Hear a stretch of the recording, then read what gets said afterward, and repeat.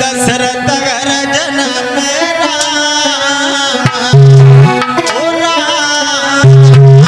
अयोध्या फूलन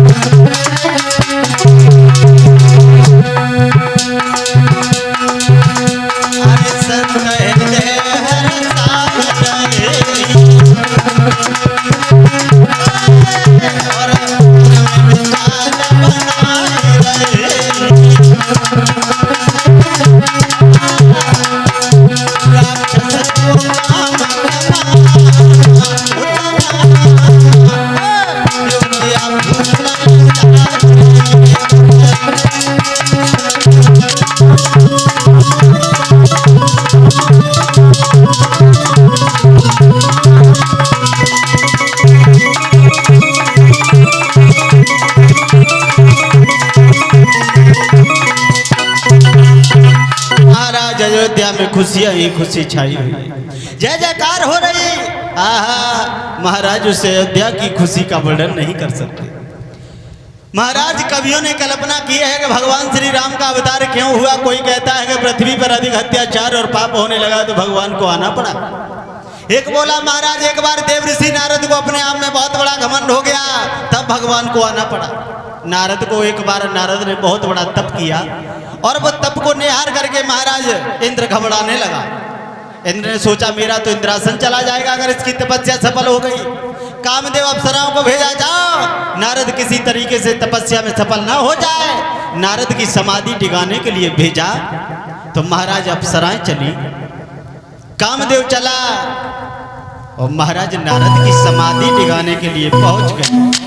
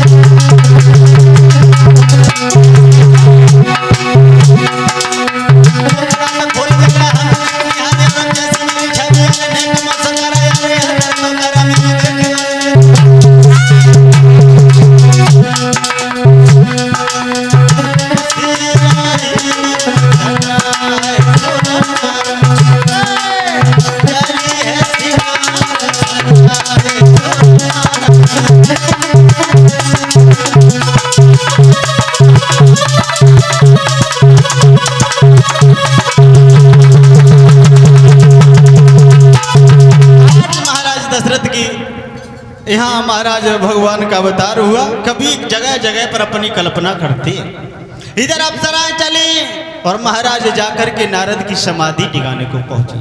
नारद पर कोई फर्क नहीं, ना ना ना, नारद पर कोई फर्क नहीं। महाराज वहां से सभी लौट करके चले गए। कहा नारद जैसा कोई तपधारी। नारद भागे। नारद ने सोचा मेरा जैसा कोई बाल ब्रह्मचारी तपधारी नहीं हुआ। भगवान शंकर भोले बाबा के पास पहुंचे। भोले बाबा ने कहा आओ नारद, बड़े दिन बाद आए हो। बोले महाराज थोड़ा सम्मान से बोलना सीखो। नारद वो नारद नहीं है, नारद ने वो काम किया जो कोई नहीं कर सकता। महाराज नारद को अपने आप में बहुत बड़ा घमंड हो गया। महाराज जब ये कहा है तो भोले बाबा ने कहा कोई बात नहीं नारद, ये बात हमसे कही कोई बात नहीं, ये बात नारायण भगवान से मत कह देना, याद रखना। बोले क्यों नहीं कहेंगे, प्रशंसा वाले हमने काम किए तो मेरी प्रशंसा तुम्हें अच्छी नहीं लगती क्या? वहां से भागे और जाके नारायण भगवान से भी यही कह दिया। तो नारायण भगवान ने एक रचना रची नारद का महाराज मान प्रबंधन करने के लिए कि तीपर भय शील निधि राजा और विश्व मोहिनी दासो कुमारी। तीपुर नाम का नगर बसा दिया जिसमें शील निधि नाम के एक राजा हुए। महाराज विश्व मोहिनी उसकी सुकुमारी, बहुत सुंदर उसके घर में कन्या प्रकट हुई। नारद घूमते घूमते वहीं पहुंच गए। शील निधि ने राजा ने देखा बाबा बड़ा सुंदर है। बोले बाबा इधर आओ। बोले परसों मेरी बेटी का स्वयंवर है और तुम कुछ हस्तरेखाओं के बारे में जानते हो? बोले क्यों नहीं, हमसे नारद कहते हैं। हाँ बच्चा बच्चा मेरी प्रशंसा करता है, मैंने वो काम किया जो कोई नहीं कर सकता। महाराज नारद के कहा मेरी बेटी की हस्तरेखा को देखो और परसों उसका स्वयंवर है। नारद ने कहा बुलाओ। नारद ने जैसे ही लड़की को देखा, लड़की इतनी सुंदर थी, नारद ने सुंदरता निहार करके नारद पागल हो गए। कभी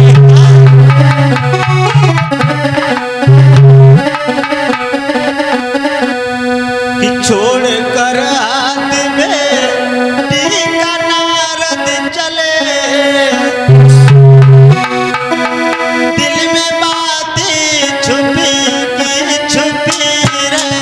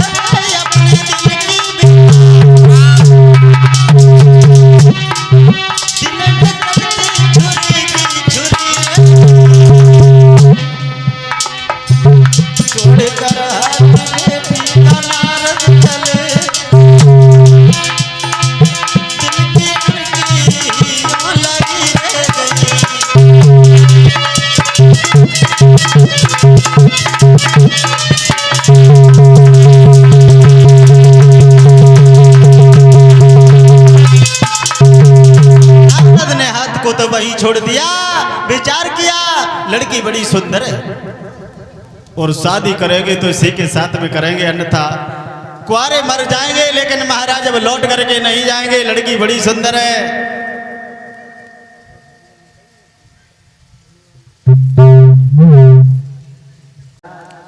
नारद वहां से भागे और कहा परसों स्वयंवर है, इतना समय भी नहीं है, क्या करें? नारायण भगवान के पास पहुंचे। कहा भगवान जीवन में एक बार एक आस लेकर के आए। बोले क्या? बोले मुझे हरि का रूप दे दो। मैं अपने जीवन में एक बार शादी की सोची, मोहिनी को निहार करके मैं पागल हो गया, मैं शादी करना चाहता। नारद की मजाक और हंसी उड़ाने के लिए महाराज भगवान ने एक माया रची, बंदर का मुख लगा दिया, 2 गढ़ साथ में भेज दिए, चले जाओ। तब दर्पण नहीं चलता था जिसमें मुख देख लिया जाता। नारद बंदर का मोह लेकर के महाराज शील निधि के यहाँ पहुंच गए। स्वयंवर में बैठे नहीं, चक्कर लगा रहे, न जाने कौन से दरवाजे से लड़की आए और हमें देखा न देखा, शादी के लिए रह जाऊंगा। जीवन में एक बार शादी की सोची। राजा देख देख करके महाराज नारद को बड़े विकल हो रहे हैं। नारद ने विचार किया, इसका मतलब आज हम बड़े सुंदर लग रहे हैं, ये सब लोगों की नजर जब मेरे ऊपर है और लड़की आएगी तो शादी तो होगी, अब तो कोई रोक नहीं पाएगा। नारद कहने लगे, क्यों बैठे हो, चले जाओ, मेरी तरफ देखो। महाराज लड़की आई सखियों के साथ में, नारद भागे, महाराज विश्व मोहिनी के पास में पहुंचे। मोहिनी साइड से होकर के निकल के चली गई। नारद ने सोचा हो सकता लड़की शर्म के वजह से न देखा हो, फिर भागे, आगे पहुंच गए। मोहिनी ने आगे जाके नारायण भगवान के गले में माला को डाल दिया। नारद चीखने लगे, राजा शीलनिधि, तुम्हारी लड़की अब नाबोध है, नादान है, समझाओ। अब ऐसे इतना ज्ञान नहीं है कि कौन सा लड़का इसके योग्य है। मेरी तरफ देखो, मैं कितना सुंदर लगता हूँ है। और जीवन में एक बार शादी की सोची और लड़की भूल गई। माला निकलवाओ, मेरे गले में डलवाओ। जो भी बैठे हुए दरबार में मजाक करने लगे, हंसने लगे। नारद को खिसी लग गई। नारद दरबार से भागे, एक वृक्ष के नीचे बैठ गए जहाँ जल भरा हुआ था। जल में नारद ने अपना मुख देखा तो बंदर का मुख देख करके बहुत रोए। नारद ने कहा, बाजी बा, एक बार जीवन में शादी की सोची, वो भी छल करके ले ली। धिक्कार है तुम्हें, जाओ, मैं तुम्हें श्राप देता हूं। जिस पत्नी के पीछे तुमने मेरी इतनी हंसी और मजाक बंदर का मुख लगा के की है, तो जाओ, एक दिन वो होगा, इसके पीछे तुम्हें दर दर भटकना होगा। नारद ने श्राप दे दिया। भगवान लेकर के उसी रास्ता से जा रहे थे। नारद को देखा, कहा, नारद कहो, ठीक हो। नारद कहने लगे, चले जाओ तो ज्यादा अच्छा होगा। जीवन में एक बार शादी की सोची, वो भी छीन ली। तुम बहुत बड़े छलिया हो महाराज। अमृत जब बटने के लिए आया तब तुमने छल किया, भस्मासुर को तुमने छल करके भस्म किया और नारद पे भी दाग चला दिया। जाओ, एक दिन वो होगा, तुम्हें भी एहसास होगा। भगवान ने योग माया से नारद का पर्दा हटाया। नारद चरणों पे गिर पड़े, प्रभु आप बाजी बा, मैं नारद और शादी, अरे ना ना ना, मैं बाल ब्रह्मचारी देव ऋषि नारद हूं, मैं शादी तो कभी नहीं कर सकता। भगवान कहने लगे, नारद तुमने तो मुझे श्राप दे दिया, प्रभु माफ करना। दिया हुआ श्राप मिथ्या नहीं हो सकता है, लेकिन जाओ, अगर मैंने आपको श्राप दे दिया है तो मैं आपसे क्षमा चाहता हूँ। जाओ, आपके ऊपर जब मुसीबत आएगी तो ये बानर ही आपके काम आएंगे। नारद ने श्राप दे दिया था तो महाराज बानरों ने ही भगवान की मदद की। प्रथम कारण भगवान का अवतार लेने का, द्वितीय कारण पृथ्वी पर अधिक अत्याचार और पाप होने लगा। इधर महाराज आजमगढ़ में बैठे विश्वामित्र को पता चला है कि भगवान श्री राम का अवतार हो गया, तो दशरथ के दरवाजे पर पहुंच गए। दशरथ दान दे रहे हैं, आइए भगवान बैठिए। महात्मा को निहार करके भागे। क्यों? महात्मा की बड़ी महिमा होती है महाराज। एकदम से दशरथ ने सिंहासन छोड़ दिया। आइए प्रभु।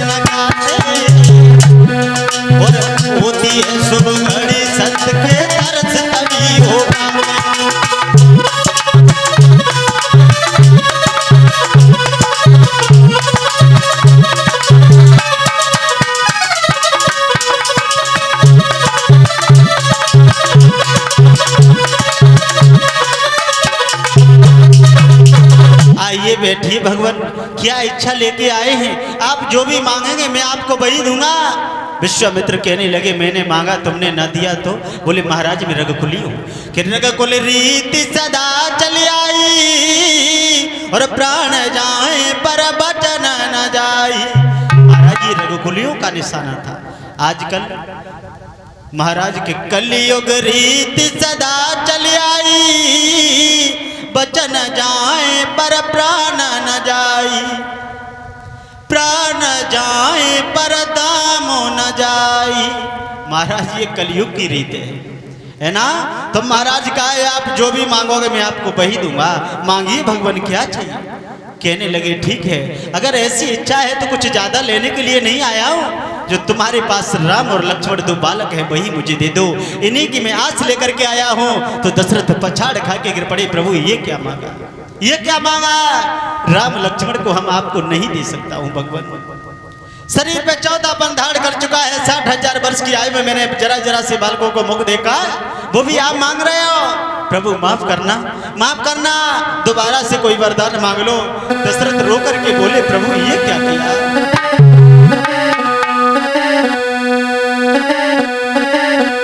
आरे सुने संत के वचन और दशरथ इलकी भरी रोए।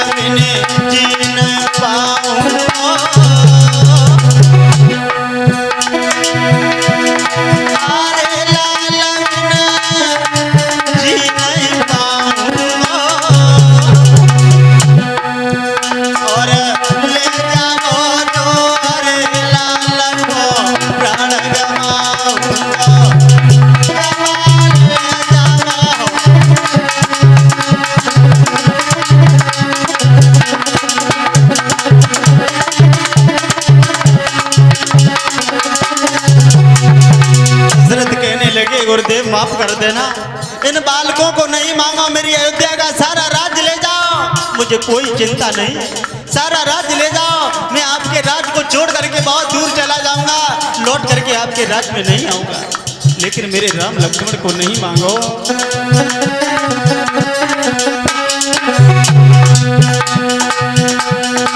अरे सोत मेरे तो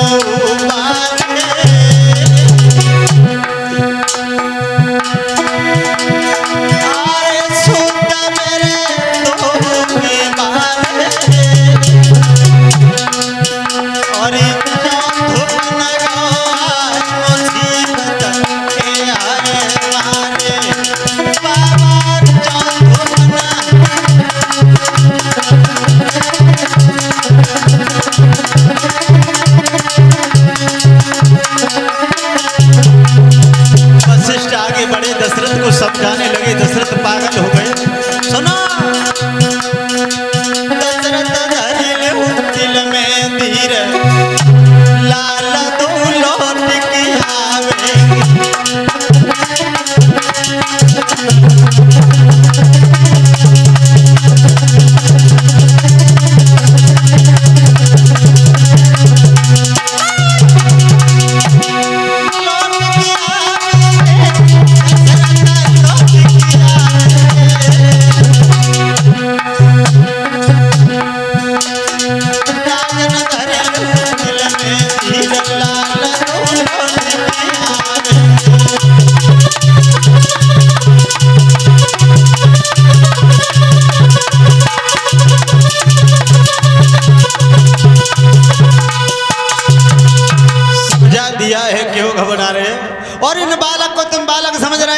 ये कोई बालक साधारण नहीं है, अवतारी है, ये भगवान श्री राम शेष अवतारी, लक्ष्मण को जाने दो। वशिष्ठ ने समझाया है तो महाराज दशरथ ने दोनों बालकों को बुलाया, विश्वामित्र के हाथ में हाथ दिया, कहा ले जाओ प्रभु, आज से ये बालक तुम्हारे। थोड़ी दूर लेकर के पहुंचे महाराज तो क्या देखा, एक ताड़का नाम की राक्षसी निकल पड़ी और ताड़का को निहार करके कहा, राम और लक्ष्मण गुरुदेव ये कौन है, कौन है ये? समझाते हुए बोले